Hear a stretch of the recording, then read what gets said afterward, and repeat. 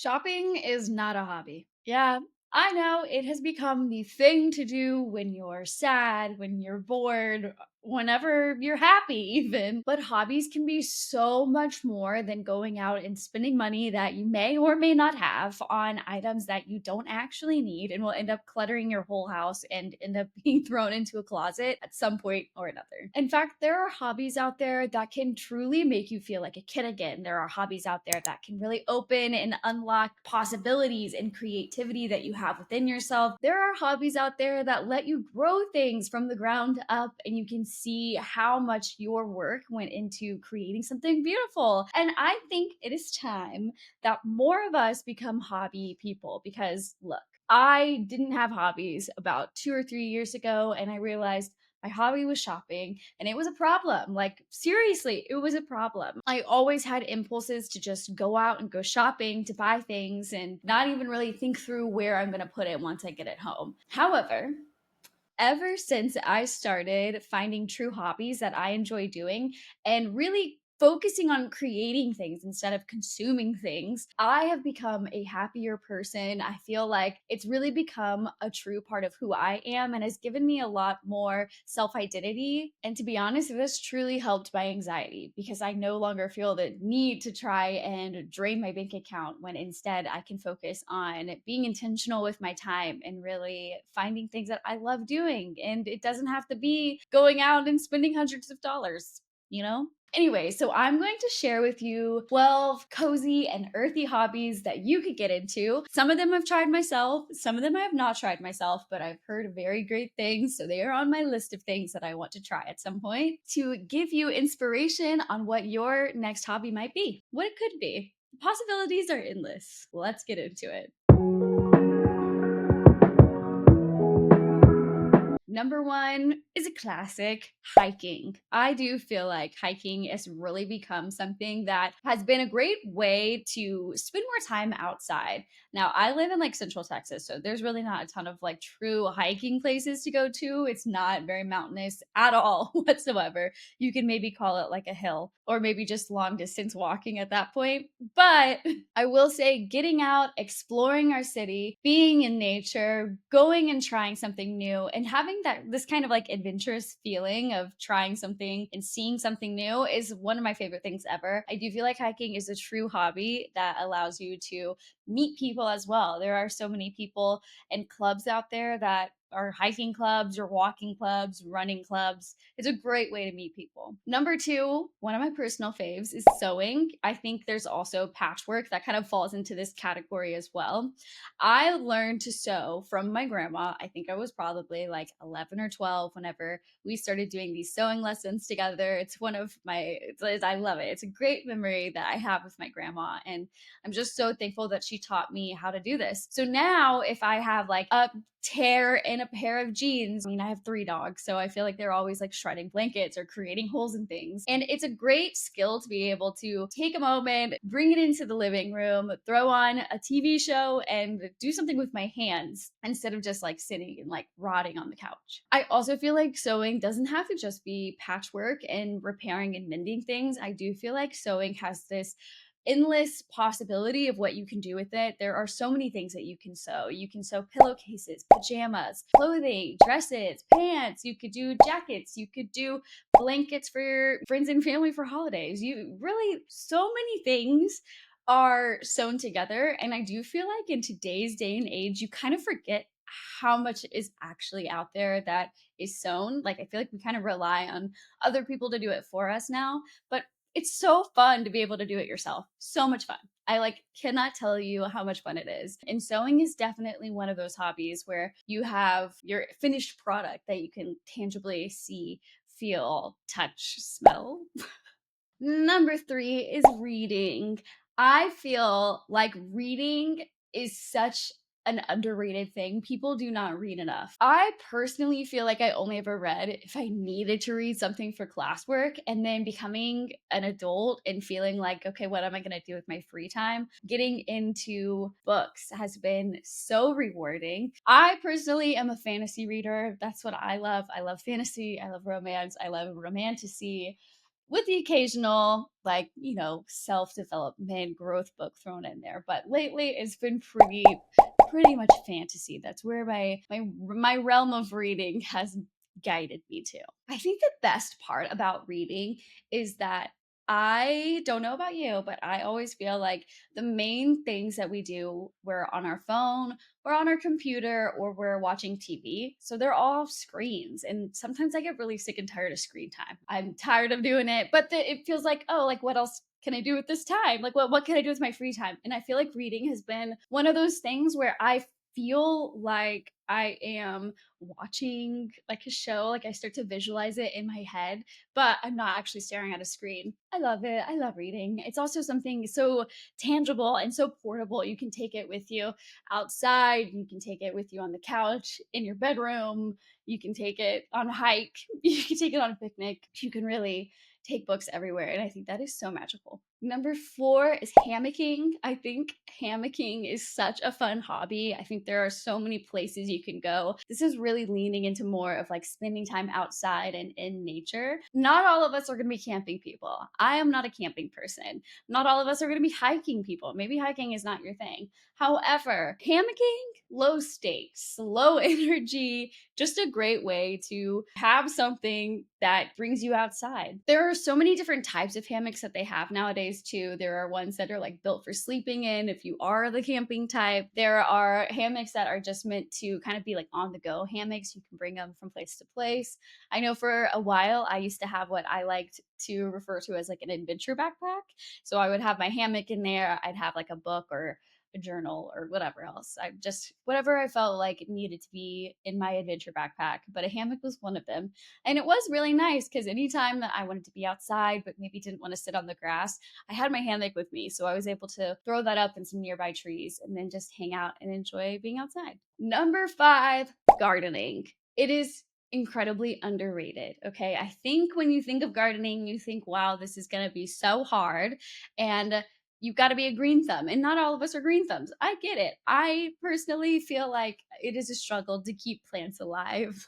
I forget about them. That's my problem. I forget about watering them. I'm like, oh, haven't done that in 2 weeks. Hope it's okay. But if you've watched some of my vlogs, you know that actually my garden has been such a fun place for me to be able to go to. I love the fact that I can find seeds and watch a seedling grow into like a little sprout, and then it grows into like a little adolescent plant, and then eventually it actually has produce that I'm able to pick and harvest and enjoy. That is so cool. That is so cool to me.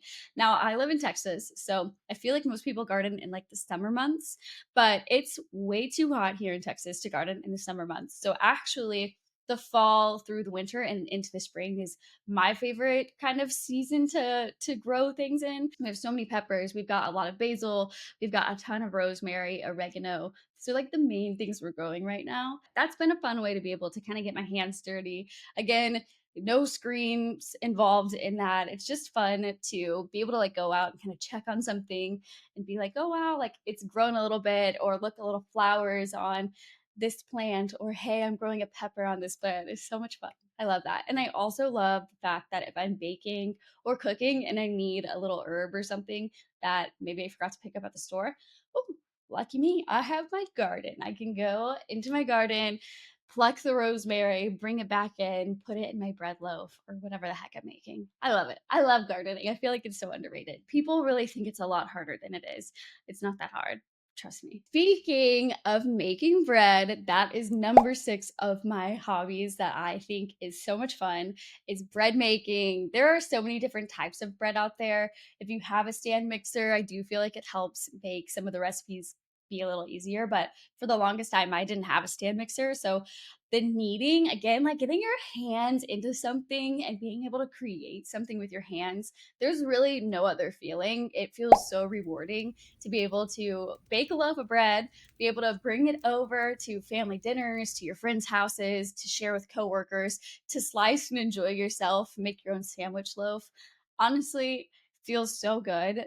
Just yesterday, actually, I went over to my family's house for a birthday dinner that we were doing together, and I was like, what are some ideas that I could bring as a gift, as like a thank you for hosting us.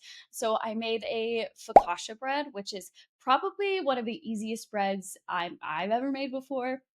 So if you're gonna start with bread, I would probably say try with focaccia bread or focaccia. I don't know. Been watching a lot of Great British Baking Show, which also leads to the intrigue of bread making for me as well. But I do feel like because there are so many different types of bread, and there's always room to improve. Like my focaccia had like really great, like it tasted good. It was light and airy, but it didn't have like the signature like divots that focaccia bread has. Like they were not as deep and noticeable as I wanted them to be. So that's always, like a little note to self, like, okay, well, maybe next time I'll do a little bit less water and see if I can get a little bit higher of the peaks that are standard in focaccia bread.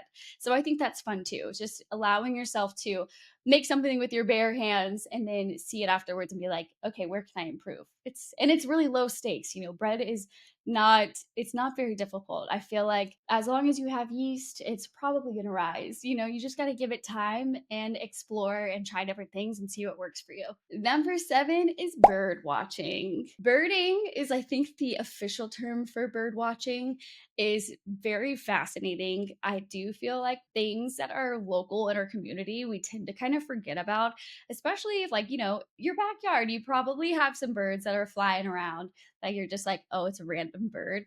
Or if you're out at your park, like you just don't take note of it. But once you start to take note of different birds, what kind of feathers are on different birds, the coloring, the sounds of their like tweeting and like chirping, once you start to notice those things, you can't stop. You can't stop. Like you will just notice it anywhere and everywhere you go. Birding is something that I feel like a lot of communities have local bird watching groups where you can kind of get together or learn techniques on how to see different birds or what parts of the world different birds may live in. I know a lot of people get really into birding and they end up traveling to try and see different rare types of birds. It's very fascinating to me. But even if you just do it on a local level and just pay a little bit more attention to different birds and learning which birds are which and why they do what they do and why one lives in a tree and one always seems to be on the ground, or what they eat and all that stuff. I think birding is such a fun hobby and a fun one to get into. Cozy hobby number 8, cozy gaming. Stick with me here. Stick with me here. I think that gaming is a great way to take yourself out of the stresses of your everyday life and be able to kind of live as someone else and to just immerse yourself in a completely, totally different world. I do feel like gaming kind of has this like stigma almost around it. I think a lot of times when people think like, oh yeah, video games, you think things like Fortnite or Call of Duty or these kinds of like high intensity, high stakes types of games. And let me just stop you right there, because those are not the kind of games I'm talking about. I'm talking about cozy games like The Sims. There's one called Hello Kitty Island Adventure. I'm talking about Disney Dreamlight Valley. So many great games are out there that are very low stakes and they're very slow paced. And they just allow you to have a garden, change your clothes, decorate your island, decorate your house, and be able to meet fun Disney characters. If you find the right video games, cozy gaming is definitely a great hobby to get into. Number 9 is walking. I mentioned this a little bit with hiking, and I do feel like walking can actually be its own separate category because there are walking groups. Like I know this is very popular with the hot girl walk trend that, I don't know, maybe came out like 2022. So it's been a couple of years now, but look, people are still doing it. There are community walking groups where people just get together, they meet friends, they chit chat, and they go for like a couple mile walk. I think walking is a great way to, one, get outside, two, meet other people in your community, three, be able to be aware of your surroundings and see what's out there, especially like walking, even if it's as simple as walking in your neighborhood. You never know what you're going to see, you never know who you're going to meet. And hey, maybe you end up becoming best friends with your next door neighbor, but you wouldn't know unless you were outside in a place where you could meet them. So number 10 is knitting. And I think knitting is, again, something that sounds a lot more complicated than it actually is. but I think knitting and even crocheting, which is essentially just a smaller yarn and a slightly different technique, those are again things that you can start from scratch. And then at the end of whatever project you're working on, you have like a blanket or a scarf or a sweater or whatever it might be that you were knitting to be able to see at the end of it. And I think that's fun. It's another great way to not be staring at a screen. It's a great way to have time to do something physically with your hands, even if you have like a show on in the background while you're doing it. It's still a great way to be able to exercise those muscles in your brain. Number 11, journaling. I used to hate journaling. And in fact, I sort of do, but it felt like I needed to include it in this list because so many people love journaling. So many people love to have insightful prompts and thoughts, and being able to, again, physically write something with your hands onto paper. Are we seeing a correlation into what hobbies tend to entail, or at least my favorite hobbies tend to entail? Something tangible, something you can do with your hands, something that allows you to think outside of the box, something that allows you to focus on who you are or being able to learn from other people. There are actually so many journaling books and prompts out there. I actually have a few freebies on my website in case you're interested, kind of ways to just do it short and sweet, do like a little 5 minute in the morning and then 5 minutes in the afternoon or in the evening. I've got a few little freebies, so I will link those below for anybody interested. And of course, on the note of journaling, I do have a guided routine reset. It's a 5-day email challenge that I have put together too. So I will put that in the show notes below as well for everybody to see and check out. It's got a bunch of journaling prompts within the guided routine reset challenge that allow us to think about what our routines mean to us, how we can kind of build a routine that fits for the lifestyle that we currently live and also a lifestyle that we want to be living. Because it is so easy to get overwhelmed. Trust me, I get it. Last but not least, cozy hobby number 12 is pottery. I think whether you're painting pottery or if you are actually throwing the clay yourself and creating pots and vases and plates and things like that, I think those are both great hobbies that are cozy. You're able to kind of touch, get your hands dirty, get some paint on your hands, and get creative that way as well. Make something new and exciting and try something new. Another thing that I feel like falls into this category as well is air dried clay. I've been seeing a lot of people on TikTok do the clay food magnets where they get air dried clay and then they make them like look like food, put a magnet on the back, and then put it on their fridge. And I did it. Okay, it was so much fun. It was so much fun. And again, super low stakes. It was just something to do that was fun. I had a friend over. We did them together. It ended up being a total blast. And now they are my prized possessions. As far as hobbies go, there are so many that you can choose from. There are so many that you can try. And to be honest, you may try one and it may not be the hobby for you. That is okay. I think just getting out there and exploring and trying something new that isn't shopping is a great way to figure out what do you like and what do you not like. What are you looking for in a hobby? Are you wanting to create something with your hands? Are you wanting to just get away from the stressors of everyday life? Are you wanting to build and find a community? There are so many hobbies out there that all have their own little sectors of the world and communities within them. And I think you won't know what you like unless you try it. So I hope this video can be a really good resource for you to figure out what kind of hobby you want to try next. If I missed any hobbies, or if there is one of these hobbies that you love doing and you want more people to do it as well, let me know in the comments. Let's start a little conversation train. And if you like this video, you can like it, give it a thumbs up. You can subscribe for more videos like this. We talk all things mind, body, and planet on this channel, as well as my Instagram, TikTok, and of course, I have my podcast, which is the Mind, Body, Planet podcast, which is on a slight break, but we have so many episodes that are still live and very great educational resources and just fun little thought bubbles to learn from other people who work in the sustainability industry or have different thoughts on sustainability as a whole as well. That is all I have for today. Thank you for being here, and I will see you next time. Bye.